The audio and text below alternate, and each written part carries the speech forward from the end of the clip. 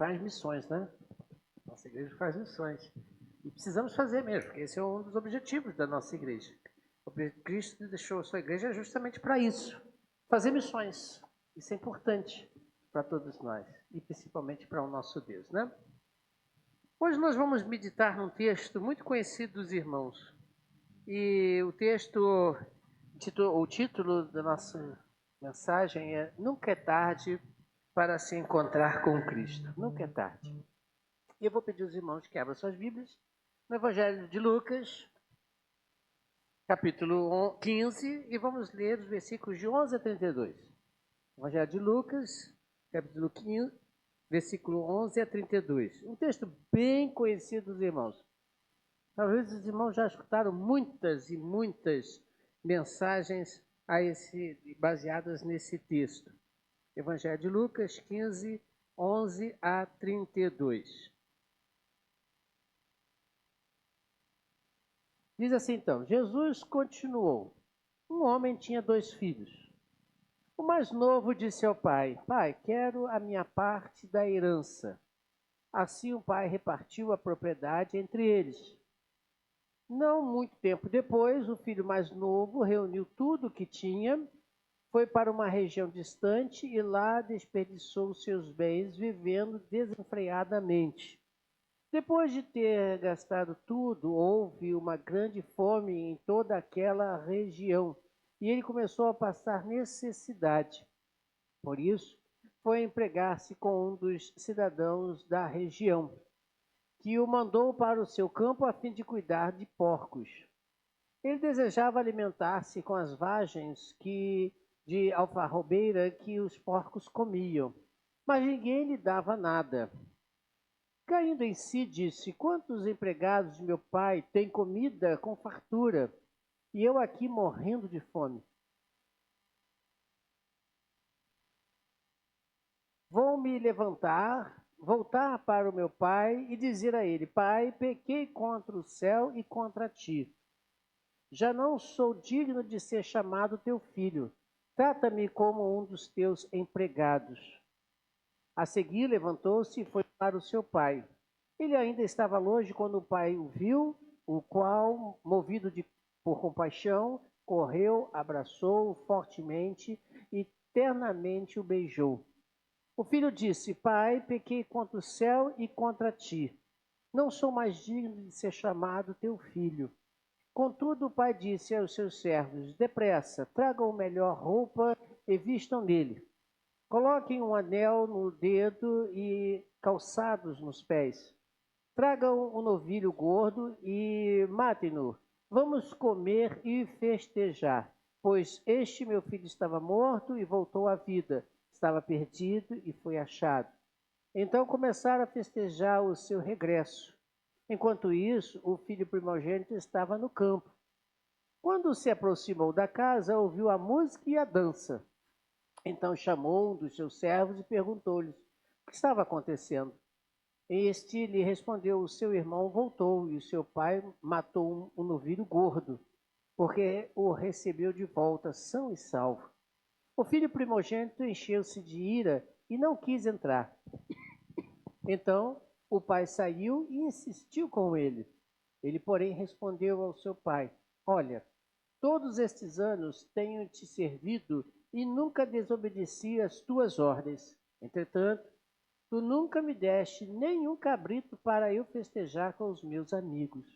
Quando, porém, volta para casa esse teu filho, que esbanjou os teus bens com prostitutas, mata-os um novilho gordo para ele. O pai disse, meu filho, você está sempre comigo e tudo o que tenho é seu. No entanto, tínhamos que festejar a volta do seu irmão e alegrar-nos, porque ele estava morto e voltou à vida, estava perdido e foi achado. Esse texto narra a história de um pai com 2 filhos, deu claramente para se perceber isso no texto, e esse texto ele é um completo, não pode ser visto somente por parte. Ele é um completo porque nós temos aqui a figura de 3 personagens, né? Temos o pai e o filho mais velho e o filho mais novo. os irmãos. E dentro desse quadro, Jesus Cristo, usando esta ilustração, esta história, ele quer deixar bem claro algumas coisas para a gente. Uma realidade que acontece com a humanidade como um todo. Né? Acontece com todos. O que ele quer mostrar para a gente? Vamos pesquisar um pouquinho nesse texto e vamos ver. Primeiro, nós vemos uma casa, né, com 2 filhos ingratos. Você percebeu isso no texto?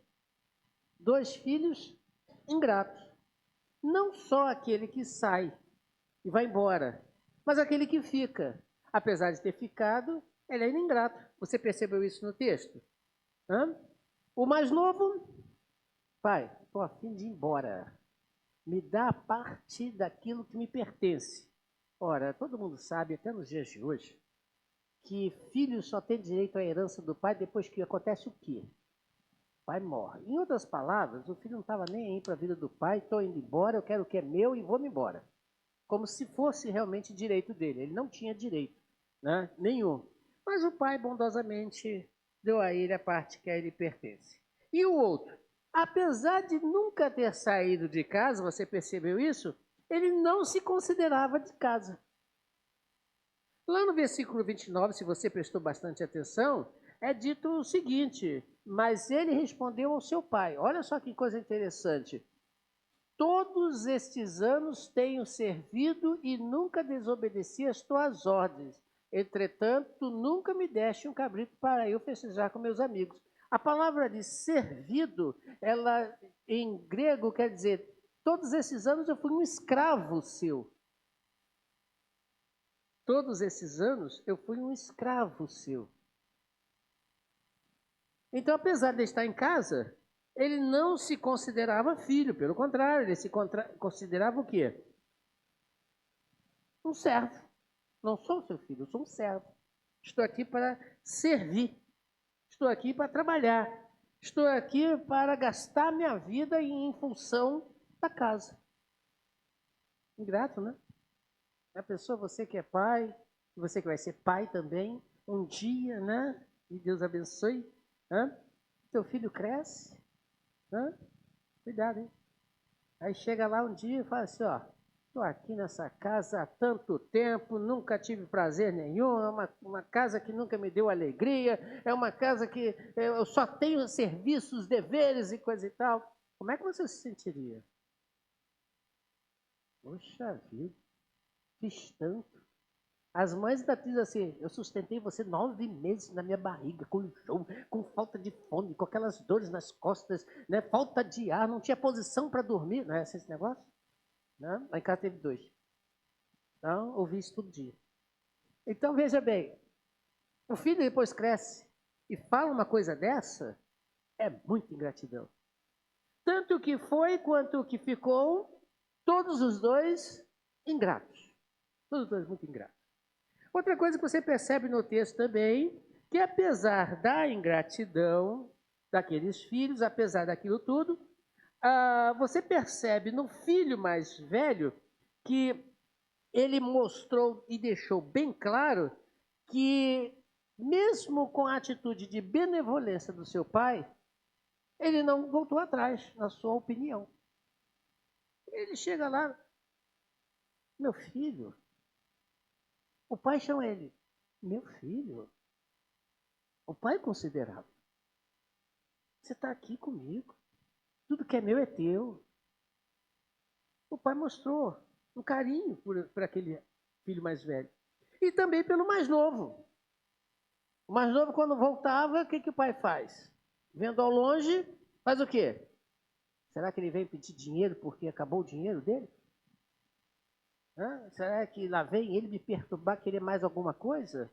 Já não basta que eu tive que dar para ele aquilo que ele não tinha dinheiro? Foi isso que aconteceu? Não, o pai corre e abraça ele, correu e foi ao seu encontro. Então, apesar das atitudes dos filhos, o pai estava sempre de braços abertos. Estava sempre esperando alguma coisa com relação aos seus filhos. Então, percebam, a figura do pai aqui, que mesmo com a dor provocada pelos seus filhos, o pai se mostrou muito foi embora a palavra, benevolente. Voltou, né? Voltou a palavra. Esse negócio de dislexia mata a gente, sabe? Bom, terceira coisa que a gente aprende nesse texto. Mesmo os filhos vivendo as suas vidas, tanto longe quanto que estavam em casa, eles não tinham felicidade. Você percebeu isso no texto? Mesmo os filhos vivendo as suas vidas à sua maneira, né, do seu jeito, eles não eram felizes. Você percebeu isso no texto? O filho mais novo pegou tudo que tinha direito e foi viver, e diz o texto que ele viveu sem responsabilidade. Viveu sem responsabilidade nenhuma. Ou seja, ele buscou todos os prazeres possíveis. E quando aquele dinheiro acaba, o que acontece com ele? E agora? E agora? Acabou o dinheiro. E não fiquei satisfeito. Não estou satisfeito. Preciso de mais alguma coisa. Vou arrumar um emprego. Não conseguiu o emprego, foi apacentar porcos. E passando fome, eu vou comer pelo menos as vagens. Eu sempre deixo bem claro aqui, comida de porco naquele lugar não é comida de porco que você vê hoje, tá? Você já viu o porco comendo? Hã? E o pessoal leva aquela lavagem pro bicho, joga lá e o bicho cai daquilo ali como uma festa, né? Parece um pinto no lixo, né? Faz aquela festa. Come, né? Não, o porco não comia esse negócio não, né? Era umas vagens. Eu tenho uma tia, acho que eu já falei isso aqui, que ela foi uma vez em Israel e ela trouxe de propósito para mim um grande presente. Adivinha o quê? Uma alfarroba. Uma vagem. Gente, que negócio gostoso aqui. O cheirinho daquele negócio era bom, tá? Tem até hoje lá em casa. Guardei lacrado para não estragar, né? É uma coisa bacana. É uma vagem mesmo. Parece aquelas vagens de ervilha. Já viram a vagem de ervilha? Parece aquele negócio, né? E tem um cheirinho gostoso, sabe? Dá vontade de comer mesmo. Não sei se é comestível pra gente. Eu não sei, mas não me interessa. Então, essa aqui, ele queria comer aquilo, mas diz o texto que não, senhor, não vai comer isso não, isso é dos porcos. Negativo. Problema seu. Dá teu jeito. E o que estava em casa também, o filho mais velho, vivendo na casa, tendo tudo que lhe era para ele necessário, ele declara com todas as palavras que apesar dele estar vivendo na casa do seu pai, ele diz que o pai nunca deu para ele um bezerro para que ele pudesse festejar com seus amigos. Ele estava infeliz, ainda faltava alguma coisa para ele ser feliz. E tudo que ele fizesse dentro de casa, e tudo que ele tinha, e tudo que ele recebia, não o satisfazia. Porque senão ele não teria dito isso. Eu preciso de mais, tem pouco. Eu quero mais. Então veja que apesar da vida de ambos ser uma vida diferente nesse sentido, que um lá fora e outro dentro de casa, todos os dois estavam levando uma vida de infelicidade. Não tinha tudo o que precisavam e que desejavam. Também vemos aqui algumas outras coisas e aqui nós vamos nos deter um pouco mais. Veja bem, qual foi a atitude do pai para com aqueles rapazes? Qual foi a atitude do pai para com aqueles rapazes? Porque aqui a figura do pai é uma figura representativa de quem? De Deus. Por que de Deus? Porque um dia o ser humano resolveu, por sua livre e espontânea vontade, buscar viver a sua vida. E foram, mundo afora, viver a sua vida. Buscar a tal felicidade que eles achavam que não tinham na presença do Pai. E um outro grupo também, que apesar de estarem junto com Cristo, com Deus, dizendo-se povo de Deus, dizendo-se ser servos de Deus, apesar disso tudo, muitos estavam longe de Deus, buscando a sua própria felicidade na religiosidade, buscando a sua própria felicidade, mas não alcançando o objetivo dela, apesar de estarem aparentemente junto com Deus. Hoje também não é muito diferente, né? A gente vê muitas pessoas buscando felicidade em muitas coisas, né? Buscando completar um vazio dentro do seu ser e não consegue encontrar, por mais que ele busque em tudo que ele acha que é bom, de prazer desta vida a oferecer. Até porque uma vez eu ouvi uma frase dizendo que, que dentro do nosso coração tem um espaço vazio. Isso eu era adolescente, do junior, alguns anos pouco atrás, né? Não faz muito tempo, né? A junior. A professora falou assim lá na EBD, que dentro do nosso coração tem um vazio que só ali se completa com Deus, porque tudo que você botar ali nunca vai chegar ao completo que é Deus. Então sempre está faltando alguma coisa. E é verdade. Você pode procurar todas as felicidades que o mundo tem para oferecer, e depois de passar por aqueles momentos, por mais que você goste do momento ali, na hora, passado aquilo ali, volta o vazio. Volta o vazio. Volta o vazio. E mesmo muitos dentro das igrejas buscam felicidade e não conseguem. Então você percebe Deus e a humanidade. Fica bem claro isso, não fica? Deus e a humanidade. Deus o Pai e a humanidade. E então o que Deus mostra aqui, Jesus Cristo deixa para a gente claro aqui? Que quando o pai viu vir o filho mais novo, fez uma coisa interessante. Correu ao seu encontro, abraçou e fez 3 coisas.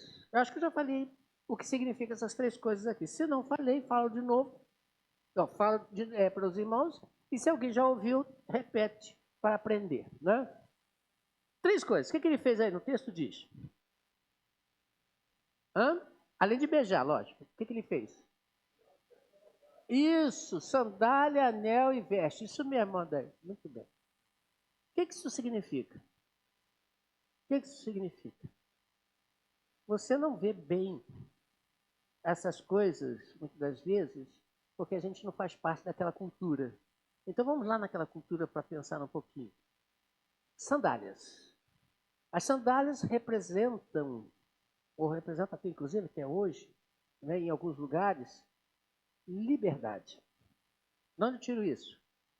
Não muito tempo atrás no Brasil, ainda na época da escravatura, os escravos andavam como?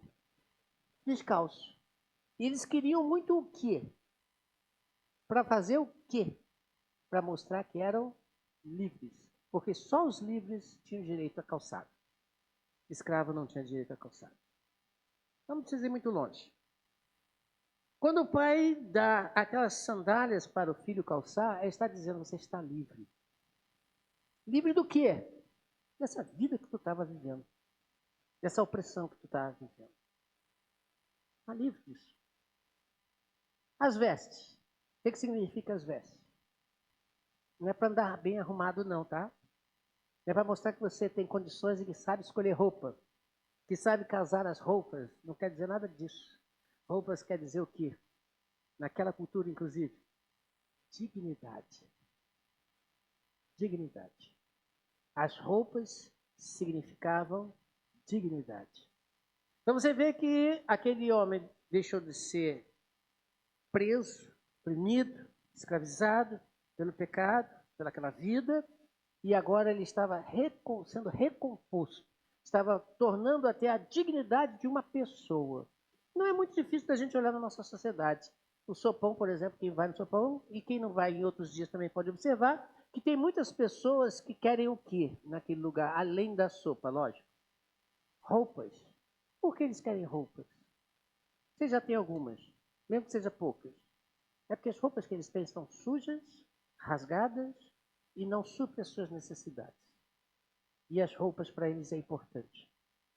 Roupas para eles são importantes. Dignidade. E a outra é a aliança. A aliança é mais fácil, porque até hoje nós temos esse costume. O que significa aliança? Um compromisso. Aliança significa um compromisso. Agora o pai, com aquela atitude de botar a aliança no dedo do filho, ele está dizendo assim, você agora, de novo, temos uma aliança. Você é meu filho novamente. Você agora tem direitos. Você é meu. E para com o filho mais velho. Quando o filho mais velho chega e vê aquela festa acontecendo, ele pergunta, o que está acontecendo? Aí responde, teu filho, teu irmão chegou e tal, teu pai mandou, não sei o quê. Qual era a atitude dele? Naquela região, para a gente entender, tem que pensar também naquela região, né? Naquela região, naquela cultura, o responsável pela festa não era o pai. Sabia dessa? O responsável pela festa é o filho mais velho. O filho mais velho que tem a responsabilidade de ver se está tudo bem sendo servido, se a comida está lá direitinho, se as bebidas estão lá, se os convidados estão bem sendo assessorados. É função obrigatória do filho mais velho assessorar a festa. E aí o pai vai ao encontro do filho. Meu filho, teu irmão, você leu na história que ele entrou na festa? Ele não queria entrar.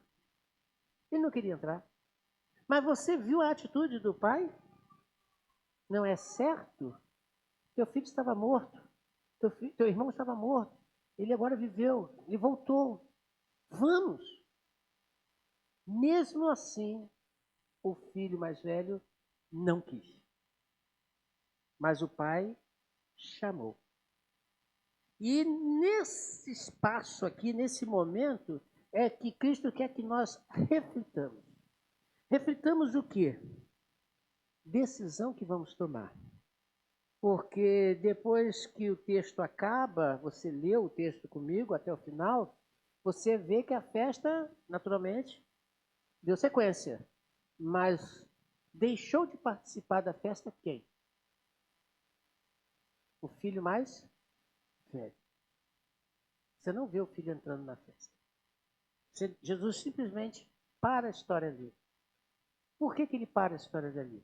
Porque ele quer deixar para nós a seguinte observação. Deus está de braços abertos para receber a todos. Mesmo que sejam pessoas ingratas ou foram pessoas ingratas para com ele. Porque ele está disposto a restaurar a todo ser humano que prontamente tomaram uma atitude que aquele jovem tomou. E qual foi a atitude daquele jovem mais novo? E qual foi a atitude daquele jovem mais novo? Qual foi a atitude dele? Você leu no texto. Qual foi a atitude dele? Ele se viu, ele se reconheceu como um miserável, ao ponto de suplicar ao seu pai que o fizesse pelo menos como um dos seus empregados. O outro se considerava escravo, diferente de empregado, de trabalhadores. A palavra grega é totalmente diferente. A palavra grega usada por aquele jovem dá a ideia de trabalhador, jornaleiro, né? Que trabalha por jornada. Trabalha por jornada. E aquele outro, o filho mais velho, ele usa a palavra grega, eu sou teu escravo. Diferente, né? Bem diferente. Então, o que nós precisamos perceber aqui? A atitude que aquele filho tomou, a atitude do filho mais novo, em entrar para o banquete restaurado, dignado, agora com sua dignidade, com sandálias e com uma nova aliança. Coisa que aquele filho mais velho não fez. Não entrou para o banquete. O que Cristo quer que você entenda isso? Ele quer dizer o seguinte, que ele fez a mesma coisa e faz a mesma coisa até hoje. Está de braços abertos, esperando que o homem volte-se para ele e confesse a ele, eu não mereço, pelo menos como um empregado eu gostaria de ser. Pelo menos um servo seu. E você repara que na festa, o pai mandou matar o quê? O novilho, né? Coitado do bichinho, né? Aliás, até hoje, né? Vamos fazer um churrasco. Sobrou para quem? Hã? Quem teve que dar a vida para que você enchesse a barriga de carne? Percebeu? Pois é. Aquela festa, ela foi festa realmente recheada, porque houve um sacrifício. Jesus Cristo é o nosso sacrifício. Hoje nós vamos celebrar a ceia. A ceia é um memorial que nos lembra do sacrifício do Cordeiro. Hoje nós vamos pensar no que Cristo fez para que este banquete celestial acontecesse. Para que aqueles que desejarem participar, façam como aquele jovem fez. O que aquele jovem fez? ele se viu, reconheceu os seus erros, reconheceu a sua miséria, pediu perdão ao seu pai e ele entrou para a festa. As portas estavam abertas para ele. Coisa linda, né? Coisa maravilhosa. O sacrifício foi feito e por causa disso eles foram se banquetear.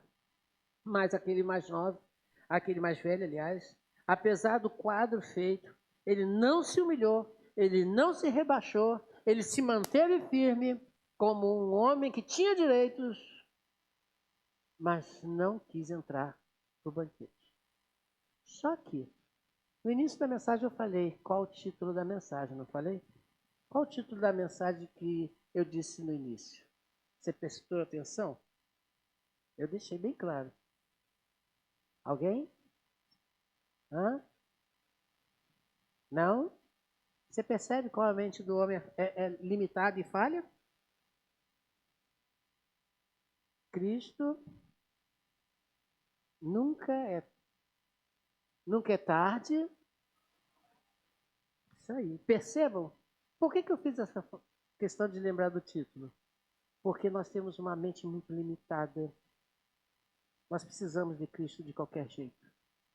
Porque não estou dizendo na questão fisiológica, em que muitas das vezes nós podemos realmente esquecer e esquecemos muitas coisas. Mas Cristo não se esquece. Deus tudo tem controle. E esta festa, as portas ainda estão abertas. Porque um dia ela vai fechar. Numa outra história, e ele não esquece disso. Numa outra história, Jesus Cristo contando sobre um banquete também, de uma festa, de uma núpcias, em que existiam algumas mulheres chamadas virgens, que estavam à porta esperando o noivo chegar para juntas eles entrarem para a festa das núpcias. Aí diz o texto, Jesus Cristo, lá em Mateus, depois você pode ler, no capítulo 25, que 5 delas eram prudentes e levaram consigo azeite suficiente para que durassem toda a festa. Entenda, toda a festa não é um dia só de festa não, né? Não é igual a gente não, que começa a festa no final da programação e de repente, tchau, vai embora, já acabou tudo, né? Não, a festa naquela época durava pelo menos aí 7 dias.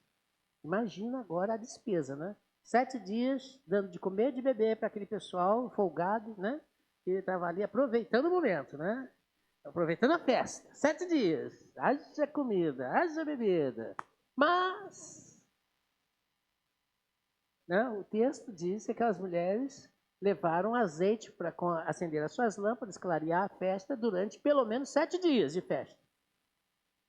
E as outras 5 que estavam ali levaram azeite, mas não levaram o suficiente. Diz Jesus Cristo que o noivo tardou vir. Demorou. Fez charminho. Vou agora não. E aí, depois, vem o noivo. Aí alguém grita, lá vem o noivo. Aí as mulheres prudentes, opa, é agora que vamos entrar na festa. E as que não foram prudentes, chegaram para as prudentes e falaram assim, dá um pouquinho desse azeite, porque o nosso está acabando. Aí ela disse, se eu der para você, meu filho, a gente fica sem. Vá comprar o seu. E elas foram. E diz o texto que depois que elas saíram, o noivo chegou. E ele entrou. E as 5 prudentes. E diz o texto que depois as portas foram fechadas. E aí aquelas que não foram prudentes chegaram, bateram na porta e ouviram a seguinte frase: agora é tarde. Não conheço vocês. A porta está fechada. O que ele quer dizer com isso? Você e eu podemos esquecer muitas coisas, mas Deus não esquece. Assim como aquele pai não esqueceu do filho. Não sei quanto tempo aquele filho ficou fora. A Bíblia não fala. Mas, pelo contexto, a ideia é que ele deve ter levado uma boa quantidade de dinheiro e bom tempo ficou lá fora. Mas quando ele volta, ele não volta com a mesma cara que saiu. Pelo texto você percebe que deveria estar bem desnutrido por não estar comendo, não ter comida, as roupas sujas, rasgadas. Ao longe o pai olha e vê, é meu filho. O pai conhece. Uma vez eu estava em São Cristóvão e o André estava começando a estudar na FATEC de São Cristóvão. Aquele lugar ali é uma maravilha, né? Não tem perigo nenhum. Então, enquanto eu estava ensinando ele a ir para lá e voltar, um dia eu fiquei em cima da passarela esperando ele vir. Né? Aí daqui a pouco veio aquele montoeiro de garotos lá longe. Aí eu falei, lá está o André. Eu não me lembro quem estava comigo. Aí falou assim, você conhece assim? Eu falei, conheço assim. Por quê? É meu filho. Eu conheço. E nesse dia, quando a festa começar, Jesus Cristo está dizendo assim, essa porta vai fechar. Entre enquanto pode. Porque depois que fechar, acabou. E ele não vai se esquecer de nenhum daqueles que o buscaram, como aquele filho mais novo buscou. Vão entrar para a festa. Não sou eu que estou querendo e nem pretendo assim fazer, mas a festa é de Cristo, a casa é dele. Então ele deixa entrar quem ele quer. E quem ele quer? Que todos entrem, mas tem que ter a aliança com ele. Se não fizer aliança, não entra.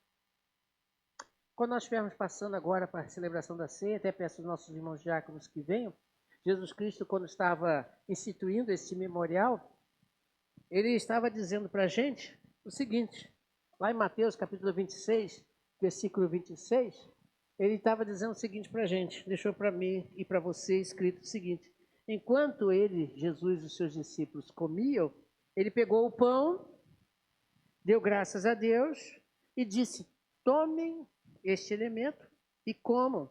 E diz, este é meu corpo, isto aqui é meu corpo. Não físico, né? Não é um corpo físico, mas sim nos lembra do corpo dele que foi moído pelas nossas transgressões. Ele é o cordeiro, lembra da festa que teve que matar um novilho, né? Para satisfazer, trazer vida à festa? Pois é, esse é meu corpo que foi entregue para ser moído, sacrificado. Esse é meu corpo. E depois, tendo dado graças, ele pegou o suco da vide, o suco de uva, né? O vinho, não como você pensa de vinho hoje aqui, né? O vinho de hoje aqui não tem nada a ver com aquele vinho de lá, né?